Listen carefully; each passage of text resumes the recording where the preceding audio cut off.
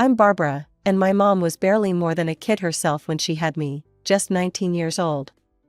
She'd married my dad right after graduating high school, and I came along a year later.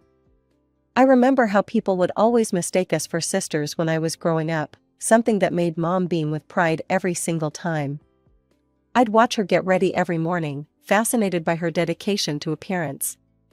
Even when money was tight, she never skipped her beauty routine. My dad would sometimes complain about the cost of her products, but Mom would just roll her eyes and say, "You married a beautiful woman, didn't you? Beauty takes maintenance." Everything seemed normal enough until I turned 10. That's when the fighting started, or maybe that's just when I started noticing it. The arguments would begin after I went to bed, but their voices would carry through our thin walls. It went on like this for months until one day, Dad just didn't come home. Mom sat me down on our beige couch, the one with the little wine stain that she'd tried so hard to hide with a throw pillow, and told me they were getting divorced. "But why?" I asked, my voice small and scared. "Sometimes grown-ups just can't live together anymore, honey," she said, but her eyes were already distant, like she was planning her next move. "You'll stay with me, and everything will be fine. You'll see." That's when the parade of uncles started. Mom would drop me off at Aunt Sarah's house more and more frequently, always with the same excuse, "Mommy needs some adult time, sweetie." You understand, right? I didn't understand, not really, but I nodded anyway. Aunt Sarah would try to make these visits fun, baking cookies with me or helping with my homework, but I wasn't stupid. I knew Mom was meeting men, trying to find my new daddy, as she'd sometimes say after a few glasses of wine. The first serious boyfriend lasted 3 months before he discovered Mom had a daughter. I remember overhearing the fight through my bedroom wall. "You've been lying to me this whole time," he shouted. "A kid? Really, Sandra?" "I was going to tell you," Mom pleaded. "I just needed to find the right time." "The right time was 3 months ago," he said, and then I heard the door slam. That night, Mom came into my room and hugged me tight. "It's just you and me against the world, baby," she whispered, but somehow, even at that young age, I knew that wasn't quite true. It wasn't us against the world, it was Mom against getting older, against being alone, against accepting that life hadn't turned out the way she'd planned. The revolving door of Mom's boyfriends continued until I was 16. That's when everything changed. She met Robert. He was different from the start. I still remember the day she told him about me, expecting the usual reaction. We were all at a restaurant, and Mom was nervously playing with her napkin.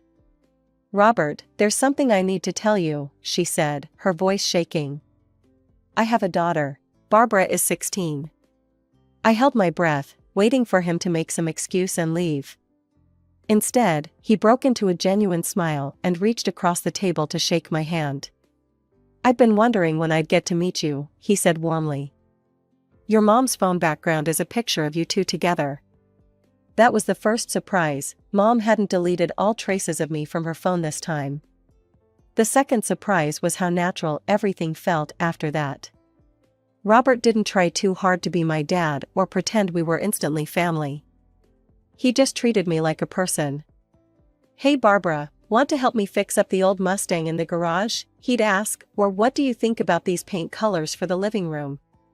6 months later, they got married. It was a small ceremony, but it felt right. For the first time in years, I felt like we might actually be a normal family. Before I even turned 17, Mom announced she was pregnant.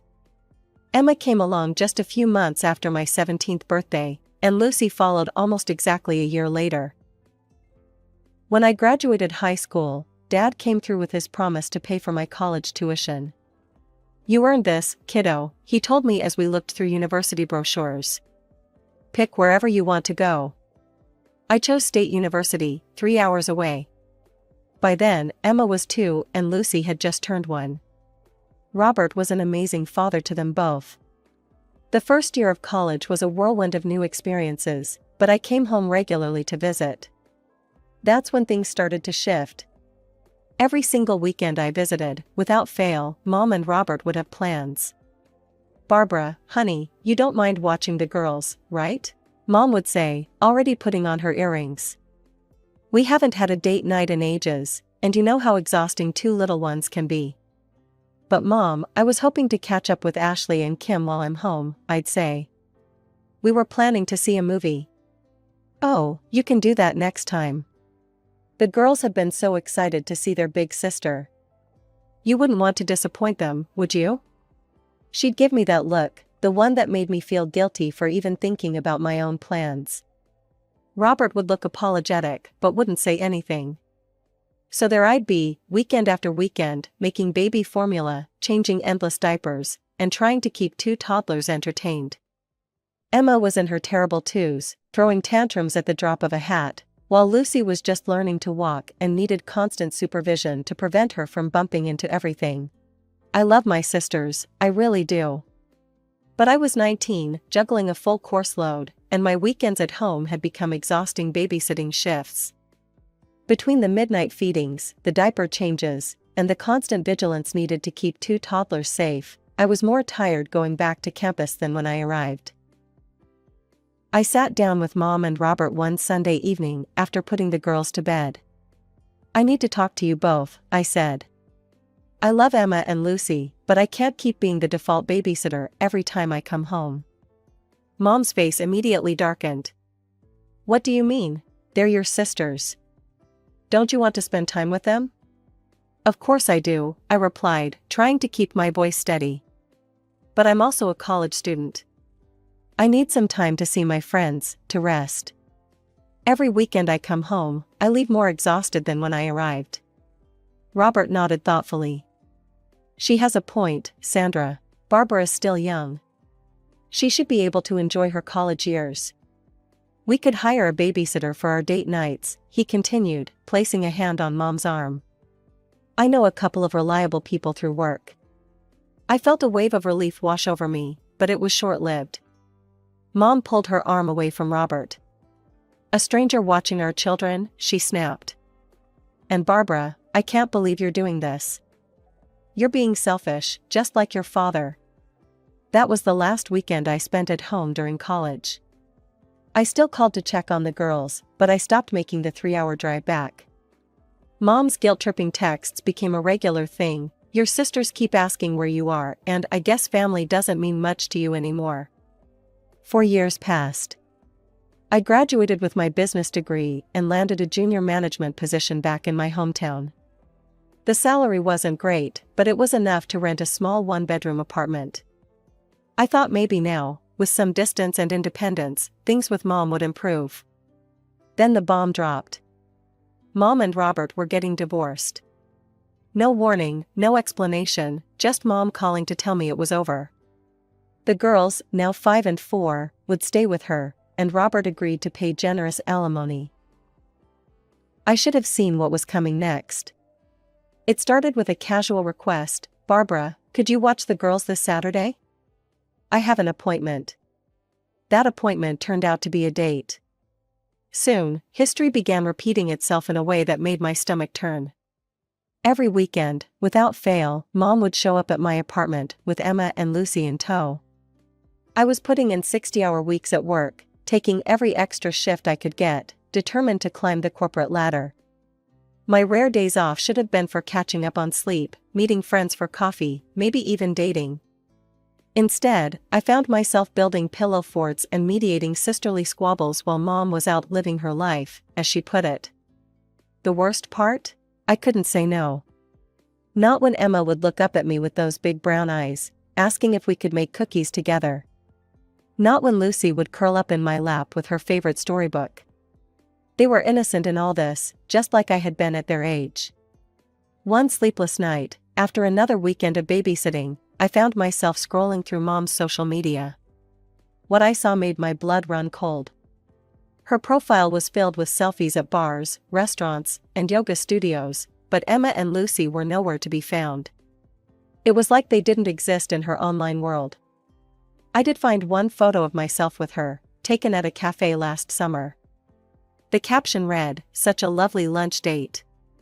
Can you guess if this is my sister or daughter? Forever 21, good genes. The comments made me want to scream. OMG Sandra, definitely your sister. You look way too young to have a daughter that age. Girl, you look younger than her. What's your secret? Sisters for sure. You're aging backwards. I laughed, but it was hollow. The reality hit me like a ton of bricks. Mom was doing exactly what she'd done with me years ago, hiding her children to appear more attractive to potential partners. History wasn't just repeating itself, it was getting worse. Robert would call me regularly to check on the girls. He was still such a good father, always asking about their schoolwork, their friends, if they needed anything. How are they really doing, Barbara? He'd ask, concern evident in his voice. Sandra doesn't tell me much anymore. I hated lying to him. They're good, Robert. Mom's taking good care of them. The words tasted bitter in my mouth, but Mom's warning echoed in my head, don't you dare tell Robert anything. He'll just try to take the girls away. Then came the day that changed everything. I stopped by Mom's house unannounced, arms loaded with bags of fresh fruit and treats for the girls. The moment I walked in, Emma and Lucy descended on the food like they hadn't eaten in days. Something felt off. I walked to the kitchen and opened the fridge. The sight made me sick, a half-empty bottle of milk, some condiments, and not much else. The cabinets were equally bare. Mom, I screamed, storming into her bedroom where she was trying on new clothes. Why is there no food in this house? What are the girls eating? She lifted her chin, showing off her newly tightened neck. Don't be so dramatic, Barbara. I had to get some work done. The alimony only stretches so far, and I need to look young if I want to find a good man. The girls can survive on simple meals for a few weeks. I felt something snap inside me. Are you serious? You spent their food money on plastic surgery? It's an investment in our future, she replied calmly. Once I find a wealthy husband, the girls will have everything they need. I'm calling Robert right now, I threatened, pulling out my phone. Mom's face crumpled. Please, Barbara. I promise it won't happen again. I'll go grocery shopping tomorrow. Just don't tell Robert, please. I put my phone away, but my hands were shaking with rage. I mean it, Mom. If I ever find out you're neglecting them again, I'm telling Robert everything. No more secrets, no more lies. And you can kiss your alimony goodbye. Just over a month after the refrigerator incident, Mom showed up at my apartment looking pale and distressed. Her usual perfect makeup was missing, and her hair hung limp around her face.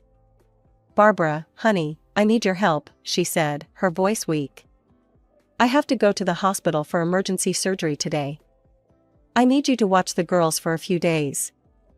I felt my heart race. What's wrong? Are you okay? The doctors found something, she said vaguely, pressing a hand to her stomach. I need to go in right away. Please, I have no one else to turn to. What about a professional babysitter? I suggested. I can pay for one myself. Someone who does this full-time could. No, Mom cut me off sharply, then softened her voice. No strangers. I don't trust them with my babies. Okay, well, what about Robert? He's their father. Or Aunt Sarah? Mom shook her head. Robert's not answering his phone, and Sarah's out of town on business. Please, Barbara, I'm desperate. I looked at Emma and Lucy standing quietly beside her, clutching their little backpacks. What choice did I have? Let me call my boss, I sighed, already reaching for my phone. I had to use my unpaid personal days, but at least my job was secure. The first day was exhausting. The girls seemed more unruly than usual, probably picking up on the stress of the situation. Emma threw tantrums over everything, the wrong color cup, Lucy touching her toys, the sandwich cut in squares instead of triangles. Lucy followed her sister's lead, and soon I had 2 screaming children on my hands, more often than not. By the second day, I was running on fumes. Between cooking meals, doing laundry, cleaning up endless messes, and trying to keep them entertained, I barely had time to breathe. I'd just gotten them down for a nap when my phone rang. Hey, Barbara. It was my friend Kelly, who lived near Mom's house. Some party your mom's throwing. There's loud music, tons of cars parked outside, and they've got these gorgeous string lights everywhere. Must have taken hours to set up. Is it someone's birthday? That's impossible, I said, my voice shaking. My mom's in the hospital having surgery. The girls are here with me. You must be looking at the wrong house. Barbara, I'm literally standing at my window right now. I can see your mom's red front door from here. The music is so loud I can hear it inside my house. There's definitely a party happening. My hands were shaking so badly I could barely hold my phone. I tried calling Mom 5 times, straight to voicemail every time. Something wasn't right, and I was going to figure out what. I pulled up Mom's social media page, nothing new there. Just the usual selfies and inspirational quotes about living your best life. But then I remembered her best friend Janet's obsession with posting everything live. I clicked over to Janet's page, and there it was, a live stream. Oh my God, you guys, Janet's voice blared through my speakers. I am so excited to be here celebrating my bestie's engagement. Look at this gorgeous party she put together. The camera panned around my mother's living room, now transformed with twinkling lights and flowers. Dozens of people were mingling, champagne glasses in hand. My stomach lurched when I saw Mom in the background, radiant in a new red dress, nothing like the sick woman who'd shown up at my door. I can't believe this, I whispered to myself. The girls were still playing quietly in the next room. I needed to act fast. I called Aunt Sarah first. Sarah? Mom said you were out of town on business. What? No, I'm home. Why? I quickly explained the situation. Can you please come watch the girls for a few hours? I need to deal with something. Of course, honey. I'll be there in 20 minutes. Your mother's gone too far this time. Next, I called Robert. He picked up on the first ring. Barbara, is everything okay? Not answering your phone, huh? I said bitterly. That's what Mom told me when I suggested calling you about watching the girls. What are you talking about? Sandra hasn't called me in weeks. I took a deep breath and told him everything, the supposed emergency surgery, the girls staying with me, and what I'd just discovered on the live stream. She's throwing an engagement party? His voice was dangerously quiet. I'm picking you up in 10 minutes. Sarah's watching the girls? Yes, she's on her way. Good. It's time we had a family meeting. Those 10 minutes felt like hours. I paced the floor, alternating between rage and disbelief. When Robert's car pulled up, I was already waiting outside. The drive to Mom's house was tense. Robert's knuckles were white on the steering wheel. I knew something wasn't right, he kept saying. The way she's been acting with the girls lately. I should have pushed harder. We could hear the music from halfway down the block. Cars lined both sides of the street, and light spilled from every window of the house. Robert parked right in the driveway, blocking in several other cars. Through the front window, we could see everything. Mom was in the center of the room, wrapped in the arms of a man I'd never seen before. He looked young, much younger than her. As we watched, she pulled him into a passionate kiss, while her friends cheered and raised their glasses. To Sandra and Mark, someone shouted. May you have the fairy tale ending you deserve. If they only knew what that fairy tale was costing her children. Robert and I walked straight into the house without knocking. Mom stood frozen in the middle of the room, her champagne glass slipping from her fingers and shattering on the hardwood floor. Barbara? Robert? Her face went from flushed to pale in seconds. What are you doing here? Funny, I said, my voice carrying across the now quieting room. I was about to ask you the same thing. Shouldn't you be in the hospital having emergency surgery? The young man beside her, Mark, I presumed, looked confused. Surgery? Sandy, what's she talking about? Oh, you haven't met? I stepped forward. I'm Barbara, her daughter. The one she apparently didn't want to invite to her engagement party. Mark's face lit up, completely misreading the situation. Your daughter? Sandy, why didn't you invite her to our party? This is wonderful. He extended his hand warmly. I've been so excited to learn more about your life. Oh, then you're going to love this, I said, pulling out my phone. I pulled up a recent photo of Mom with Emma and Lucy at the park, one of the rare ones she hadn't deleted. Here are your future stepdaughters. Emma's 5, and Lucy's 4. The color drained from Mark's face. He turned to my mother. You have 2 more children? Small children? Mom stepped forward, reaching for his arm. Mark, darling, I can explain. Explain what? His voice cracked. That you hid 2 small children from me? After I specifically told you I'm not ready for kids. I'm 28, Sandra. I told you I wanted to travel, build my career first. They're hardly ever around, Mom pleaded. Their father takes them most of the time. Actually, Robert cut in, his voice ice cold, that's not true. Barbara's been watching them every weekend while you go dating. And apparently now you're dumping them on her with fake medical emergencies so you can throw engagement parties. The guests were starting to edge toward the door, sensing the impending explosion. Mark looked like he'd been slapped. This is insane, he shook his head. A complete hoax. He backed away from Mom. The wedding's off, Sandra. I can't even look at you right now. Within minutes, the house had cleared out. Mom stood in the middle of her decorated living room, mascara running down her face. How could you? She screamed at me. You've ruined everything. My one chance at happiness. Happiness? Robert's voice boomed. What about our daughter's happiness? The daughters you've been neglecting while you chase men? Barbara told me about the empty fridge, Sandra. About the plastic surgery. First thing tomorrow, I'm calling my lawyer. I'm filing for full custody. Mom's face contorted. You can't. I can and I will. You won't have to hide them anymore, Sandra. They'll live with me full time. And you can forget about the alimony, you've made it very clear how you're spending it, and it's not on our children. The drive back to my apartment was silent.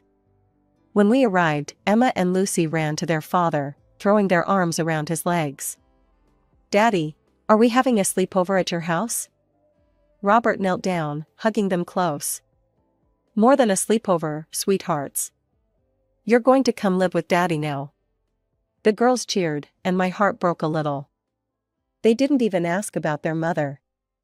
The aftermath of the engagement party explosion played out exactly as I should have expected. Mom took to social media like a warrior going to battle. Her posts started appearing everywhere. My own daughter betrayed me out of jealousy. She couldn't stand to see her mother happy and in love. Toxic daughter, betrayal. I couldn't stay silent.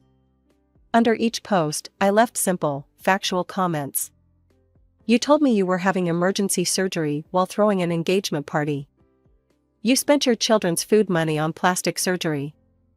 You left your daughters with me every weekend while dating. The family started taking sides. But unlike what Mom expected, most of them stood with me. Aunt Sarah was the first to speak up. Sandra, we've watched you neglect your children for years. Barbara was protecting her sisters. Then came the trial. I'll never forget sitting in that cold courtroom, watching Mom try to maintain her usual perfect facade while Robert's lawyer methodically destroyed it. The financial records were damning, page after page of expenses laid bare on the projector screen. $5,000, Botox and fillers. $8,000, breast augmentation. $3,000, laser treatments. $2,500, personal trainer. $1,800, designer clothing. And then, in stark contrast, $200, children's clothing, 3 months. $150, school supplies. $300, groceries, monthly average. When it was my turn to testify, Mom wouldn't look at me. I told the court everything, the empty fridge, the constant babysitting under false pretenses, the way she hid the girls from potential boyfriends. The judge's decision was swift and unequivocal. Mom was stripped of her parental rights. She stormed out of the courtroom without looking back. That was 6 months ago. Mom doesn't speak to me anymore. I'm a traitor now. Sometimes she still posts about me, about what a terrible daughter I am, how I destroyed her life. I've stopped reading them. Through the grapevine, I hear she's living with her friend Janet now. Robert took possession of the house he'd been paying for, and Mom had to move out. It's probably easier for her now, I told Robert recently, while watching Emma and Lucy play in his backyard. She doesn't have to hide any children anymore. He squeezed my shoulder. Their loss is our gain. And he's right. The girls are thriving with Robert. They're in therapy, dealing with their abandonment issues, but they're happy. Their rooms are filled with artwork and toys. The fridge is always stocked. They're in dance classes and soccer teams, and their father never misses a recital or a game. I go over for dinner twice a week now, and we actually get to enjoy our time together. Last night, Emma showed me her science project while Lucy practiced reading out loud. No pressure, no guilt, no manipulation, just family being family. Sometimes I wonder if Mom will ever realize what she gave up in her endless pursuit of youth and romance. But that's not my problem anymore. My job now is to be the big sister these girls deserve, to help them grow into strong women who know their worth isn't measured by their appearance or relationship status. As for me, I'm finally living my own life. I got that promotion at work. I'm dating someone who makes me laugh. And every time I see my sisters' faces light up when I visit, I know I made the right choice.